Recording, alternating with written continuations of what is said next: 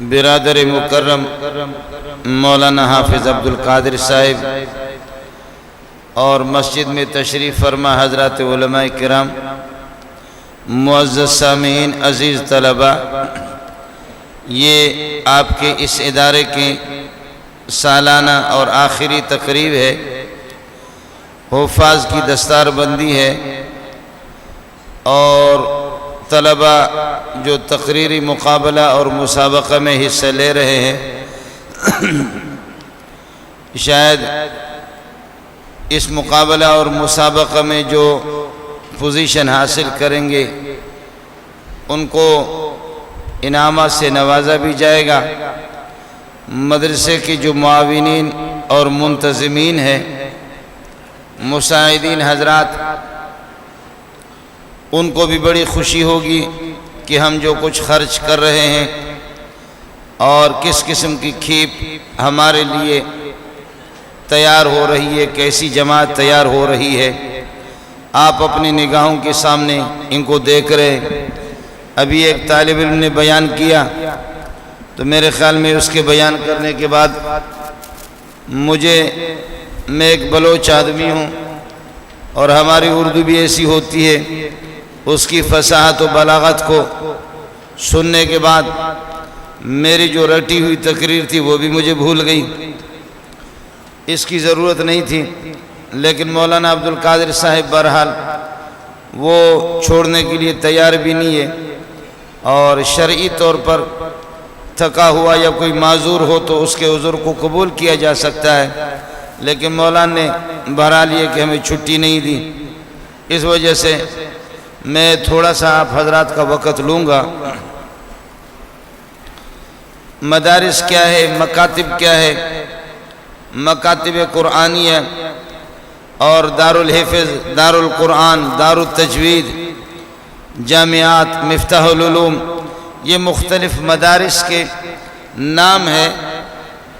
اب تو مولوی بھی ان کو ایک دوسرے کی جگہ پر استعمال کرتے ہیں، لیکن اس میں یہی ہوتا کہ حفظ و تجوید، جن مکاتب کے اندر حفظ و تجوید کی تعلیم دی جاتی تھی ان کو دارالقرآن اور دارالتجوید، دارالحفظ، اس قسم کے نام منہ سے پکارا جاتا تھا، ان اداروں کے نام یہی ہوتے تھے۔ اور درجہ کتب عربی، جن مدارس کے اندر، جن مکاتب کے اندر کتب عربیہ کی تعلیم ہوتی، وہ صحاح ستہ اور حدیث کی کتابوں تک اگر تعلیم نہیں ہے تو اس کے لیے مفتاح العلوم وغیرہ اس قسم کے نام استعمال کیے جاتے تھے۔ ہندوستان کے علماء نے یہ نام تجویز کیے، اور جہاں دور حدیث اور بڑے ادارے ہوں، بخاری، ترمذی، نسائی، ابو داؤد، ابن ماجہ، اس قسم کی کتابیں پڑھائی جائیں تو ان مدارس کو پھر دارالعلوم اور جامعات سے تعبیر کیا جاتا تھا۔ لیکن اب تو یہ کہ بہرحال یہاں پر کی حفظ و تجوید کی تعلیم دی جاتی ہے تو یا ناظرہ، تو اس کا بھی نام جامعہ رکھا جاتا ہے۔ اب یہ سلسلہ کو یہ لا علمی ہے ہماری، باقی حقیقت میں یہ اس طریقہ پر تھا کہ ان ناموں کے لیے کہ کس ادارے کا، اس ادارے میں پڑھائی کہاں تک ہے اور کیا ترتیب ہے، اور نام پھر اسی اعتبار سے تجویز کیا جاتا تھا۔ مدارس آپ کے سامنے ہیں، یہ اختر کالونی والے، آپ تو شہر کے اندر ہے، لیکن اندرون سندھ میں اگر آپ چلے جائیں گے، خیبر پختون کے اندر اگر آپ چلے جائیں گے، یہ پٹھان لوگ آپ کو بتائیں گے اور سندھی لوگ، یہ ہوتا یہ ہے کہ جہاں چھوٹے چھوٹے مدرسے ہیں اور ان مدارس میں میں خود بھی رہ چکا ہوں، طالب علم غریب وہ جھولی باندھ کر کے، جھولی سی اس نے باندھی ہے، یہ حال ہے، اور گھروں سے جا کر کے دروازے پہ دستخط دے کر کے وہاں سے روٹی لیتا ہے، اور پٹھان لوگ اس کو کہتے وظیفہ لیتے ہیں، سندھی لوگ کہتے ہیں پکر، فکر، اور ہم بلوچ لوگ بھی کہتے ہیں فکر اور پکر، یہ حال ہے۔ یہ جھولی یہ بدی ہوئی ہے، جا کر کے دروازہ کھٹکھٹایا، اس کے بعد اتنا سا بڑا کٹورا ہوتا ہے، اور دروازہ کھٹکھٹایا، جی کیر آئے ہو، کون آ گیا؟ کہتے خطابی آیا ہے، خطابی طالب علم آ گیا۔ تو وہاں سے کوئی ہماری بہن اور کوئی بیٹی اور کوئی بچہ وہ روٹی لے کر کے دروازے پر طالب علم کو دیتا ہے۔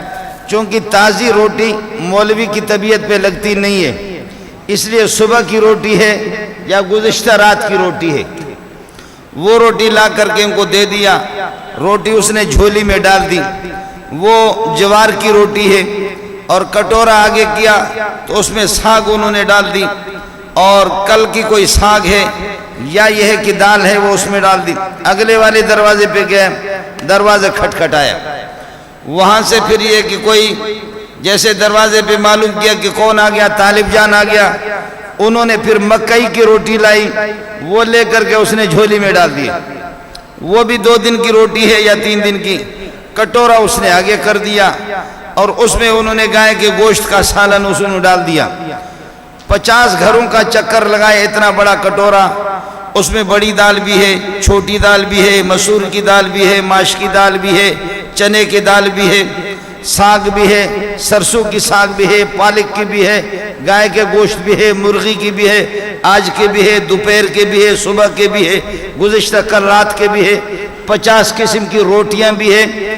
میں اللہ کے گھر میں آپ کے سامنے جھوٹ بول کر کے کوئی سینما تو پیش نہیں کر رہا ہوں، حقیقت آپ کو بتا رہا ہوں۔ یہ 50 قسم کی روٹیاں یہاں جمع ہو گئی، اور اس کٹورے کے اندر 25-50 قسم کے سالن بھی جمع ہو گئے۔ یہ سالن اگر آپ کے ڈیفنس میں رہنے والے لوگوں کو دیا جائے تو انشاءاللہ یہ روٹی وہ حلق سے پار کر نہیں سکیں گے، اور اگر وہ روٹیوں کے حلق سے پار ہوگی تو ہضم نہیں ہوگی، اور اگر ہضم ہوگی تو پھر یہ ہے کہ اجابت کے لیے جائے گا تو پیٹ سے خون نکلے گا۔ انشاءاللہ 1 ہفتے میں اس کی نماز جنازہ کا اعلان کیا جائے گا، بات پکی آپ کو بتا رہا ہوں۔ لیکن یہ ملا ہے اور یہ طالب علم ہے، ان سب کو ہضم کر رہا ہے۔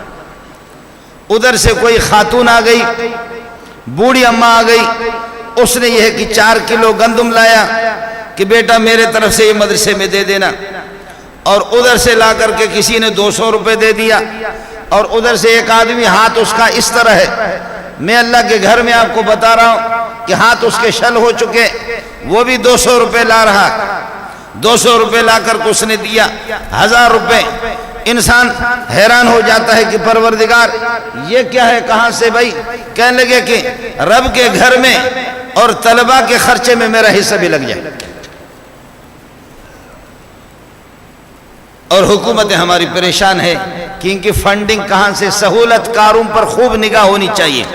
جو سہولت کار ہے، سہولت کار یہ کوئی بوڑھی ماں ہے، اور کوئی اپاہج قسم کا ہے، اور کوئی پتہ نہیں کیا ہے، کوئی کیا ہے۔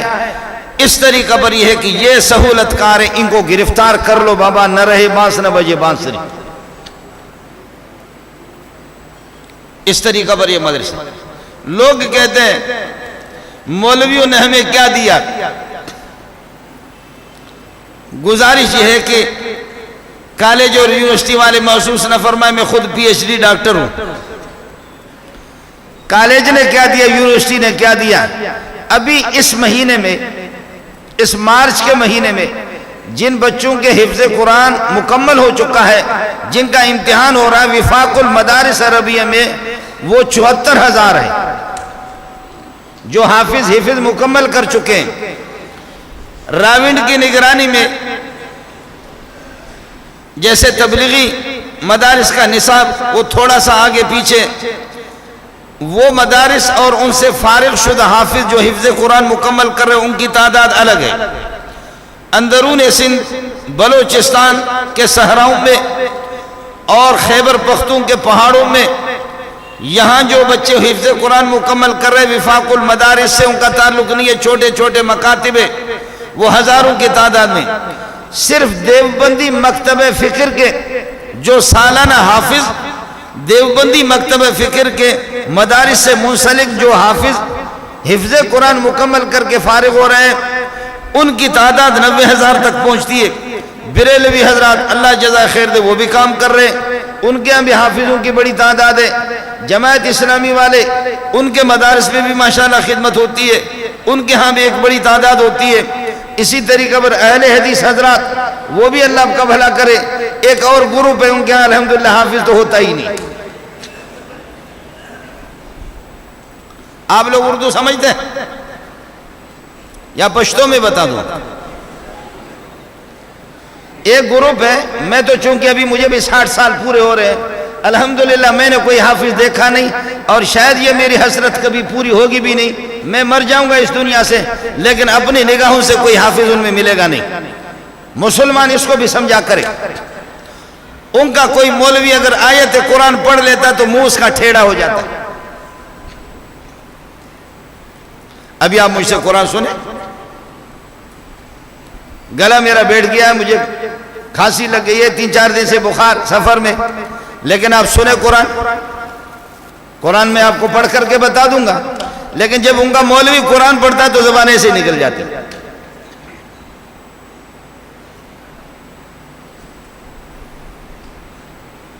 اور ہمارے ہاں بھی کوئی گریجویٹ ہے، کوئی MBBS ہے، کوئی پتہ نہیں کیا بلا ہے کیا بلا ہے، ڈگریاں اتنی دنیا جہاں کی ڈگریاں، لیکن قل هو اللہ اس کو یاد نہیں، انا اعطیناک الکوثر اس کو یاد نہیں۔ مولانا شفیق الرحمان کا میں نہیں کہہ سکتا، میرے مدرسے میں 1500 طالب علم ہے، آپ آ جائیں، بالکل شہر سے باہر ہیں، آپ کو گارنٹی سے کہتا ہوں چلو لے جاتا ہوں، کوئی ایک طالب علم منتخب کرو جس کو قل هو اللہ یاد نہ ہو، بس جو مجھے سزا دینی آپ دے دو۔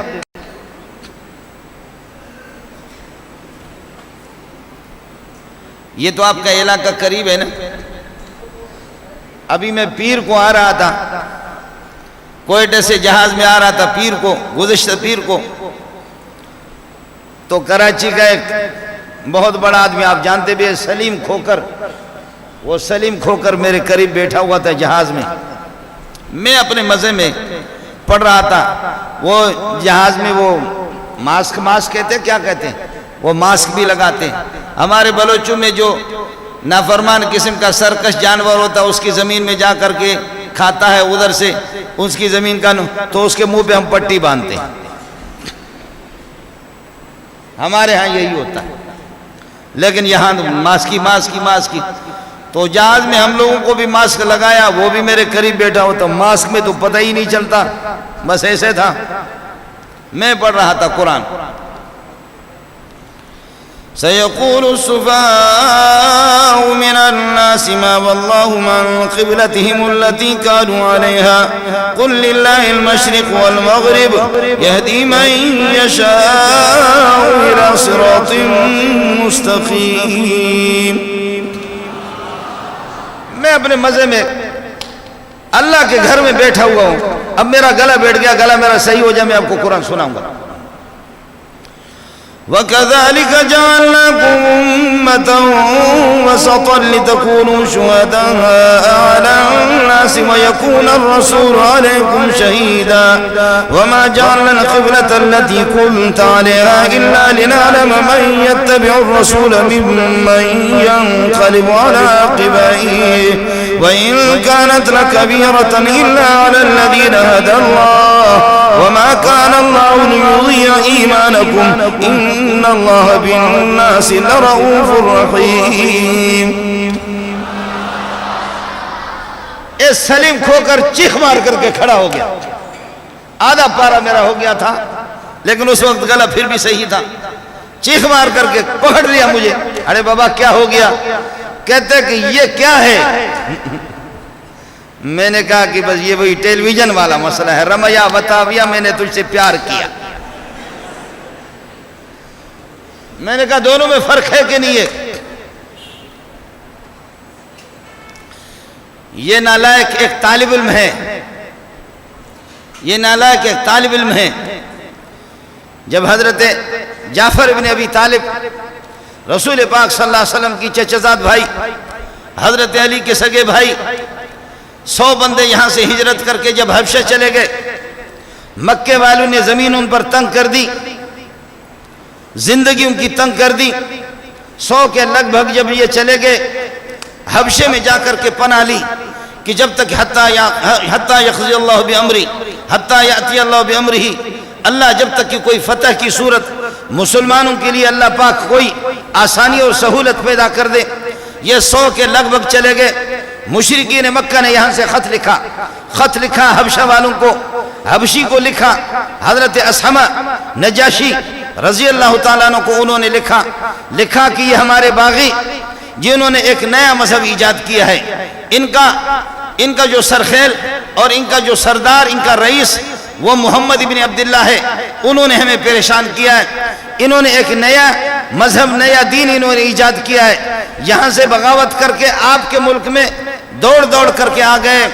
ہم آپ کو اپنے دوستی اور اب اس دوستی اور واسطے کا آپ کو واسطہ دیتے ہیں کہ آپ ان پر زمین تنگ کر دیں، اپنے ملک سے ان کو نکالیں۔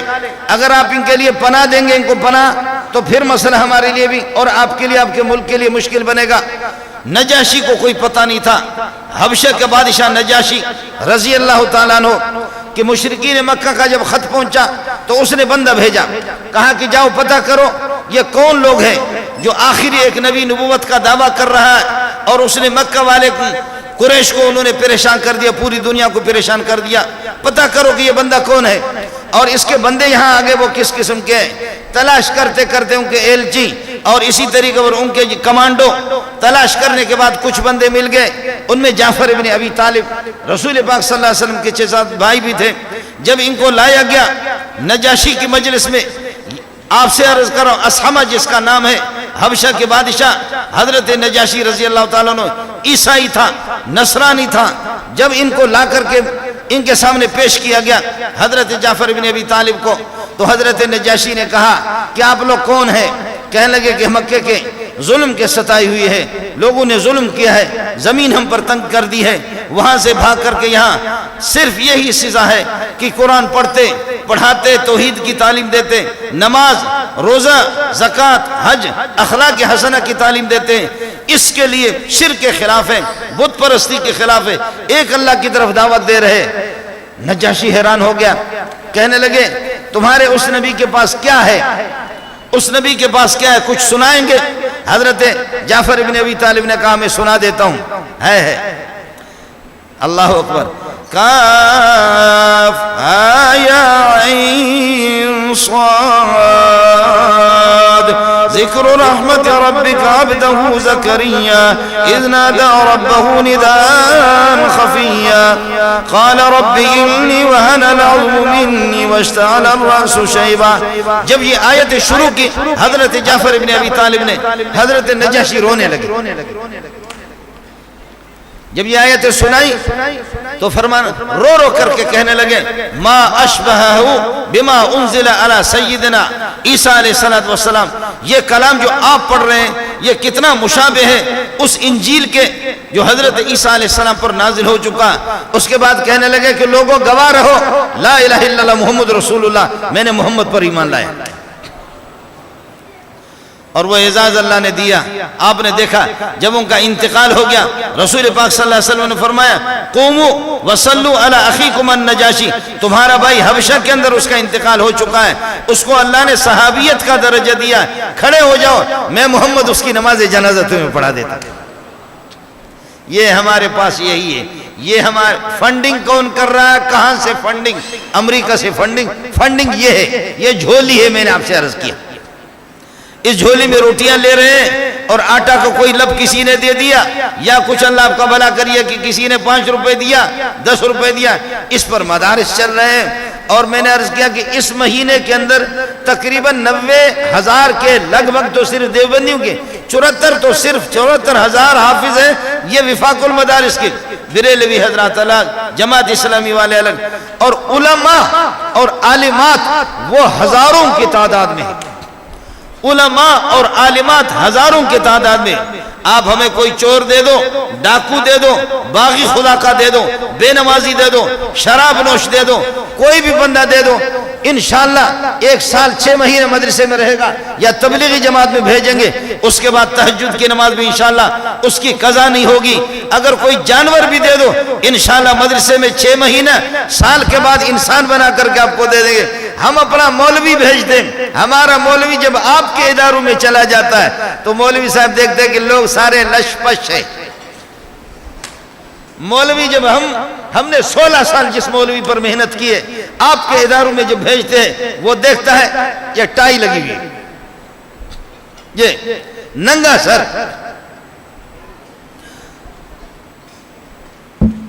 قمیص, وہ کس طرح لباس کس قسم کا. مولوی جب ان کے درمیان میں لش پش لوگوں کے درمیان میں چلا جاتا ہے, داڑھی بھی نہیں ہے, تو پھر گھر میں جا کر کے بیوی سے کہتا ہے کینچی ماترا کا.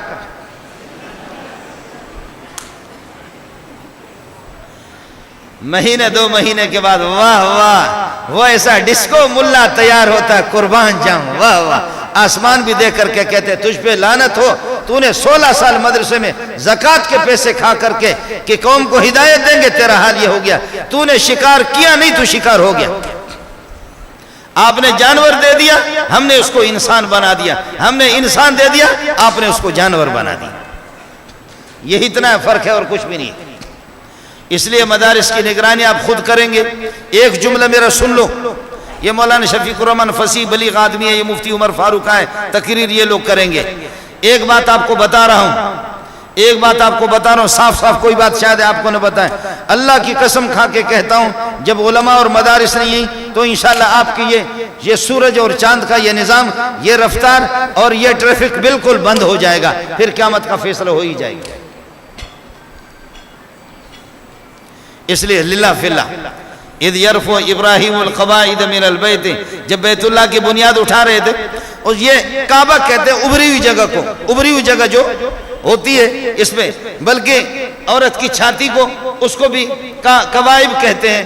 اور اللہ آپ کا بھلا کرے, جیسے کہ یہ ندیاں ہوتی ہیں اس کے کنارے پر کوئی ٹیلا ہے, اس طرح کعبۃ اللہ تھا. ندی کا پانی سیلاب کا یہاں پر آتا تھا اور یہاں سے اس کا رخ اس طرح تھا, لیکن جب کعبۃ اللہ کے قریب پہنچتا یہ سیلاب کا پانی 7 مرتبہ طواف کر کے یہاں سے کعبۃ اللہ کے پھر آگے چلا جاتا تھا. پانی کا رخ یہ ہے ادھر سے. اب تو یہ کئی سال پہلے ہم نے خود بھی دیکھا کہ ادھر سے ندی آتی تھی, اب وہ سارا سلسلہ بند ہو گیا. یہاں سے ندی آئے, اس طرف پانی جائے, لیکن یہ کعبۃ اللہ ادھر کنارے پر, جیسے کعبۃ اللہ کے قریب پانی پہنچتا تھا یہاں سے مڑ کر کے 7 مرتبہ طواف کر کے پھر آگے جاتا. بیت اللہ, کلام اللہ, رسول اللہ, انہوں نے طوفانوں کے, سیلابوں کے, ہواؤں کا رخ بھی بدل دیا. اللہ کے لیے قرآن کو دیکھ کر اپنا رخ بدل دو. بات اتنی سی ہے. وآخر دعوانا الحمدللہ.